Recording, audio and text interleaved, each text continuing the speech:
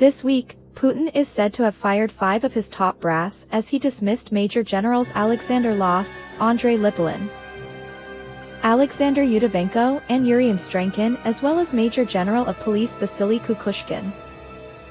It came as the Kremlin says it will press on with its military operations in Ukraine until its goals are met.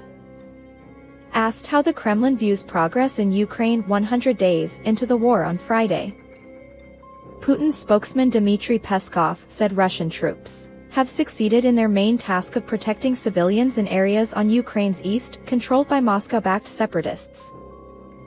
Peskov said that Russian forces have liberated many areas in Ukraine from the pro-Nazi, Ukrainian military and nationalist units, adding that this work will continue until all the goals of the special military operation are achieved.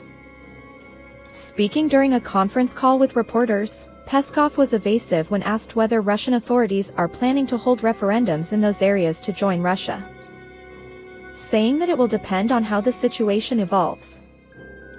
Peskov and other Russian officials have said repeatedly that it will be up to the residents of those regions to determine their status. Britain's Ministry of Defense said, Russia's assault into northern Ukraine ended in a costly failure. Russia failed to implement its own principles of war. With the limited combat readiness of many units, it spread its forces too thinly without enough support from artillery and combat aircraft. Above all, it was based on wildly optimistic assessments about the welcome Russian troops would receive in Ukraine. Russia has now adopted a strategy of attrition and is achieving slow and costly gains in the Donbass. It's not the first time Putin has sacked his top generals. In March, the deranged despot was said to be raging at the FSB after failed intelligence and poor strategy saw his troops handed a series of embarrassing defeats in the opening days of the war in Ukraine. At the time, Ukrainian Security Council Chief Alexei Danilov said around 8 Russian commanders had been fired since the start of the conflict as Moscow scrambled to change strategy after its attempted shock and awe blitz fell flat.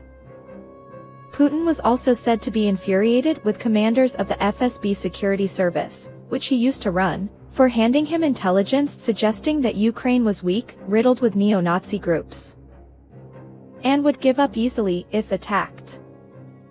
Meanwhile, it has now been 100 days since Russian tanks rolled across the border and into neighboring Ukraine, on February 24, 2022. A torrent of gut-wrenching images and clips have emerged since that fateful day. Civilian corpses in the streets of Bucha, a blown-up theater in Mariupol, the chaos at a Kramatorsk train station in the wake of a Russian missile strike, to name a few. But those images tell just a small part of the overall picture of Europe's worst armed conflict since World War II. More than 100,000 Russian troops massed on Ukraine's borders in the days leading up to February 24. But many analysts and commentators dismissed the notion that Russia would launch a full-scale invasion into its European neighbor. Those who did predict such a conflict warned Putin's troops, superior in numbers and equipment, would sweep to victory in a matter of days.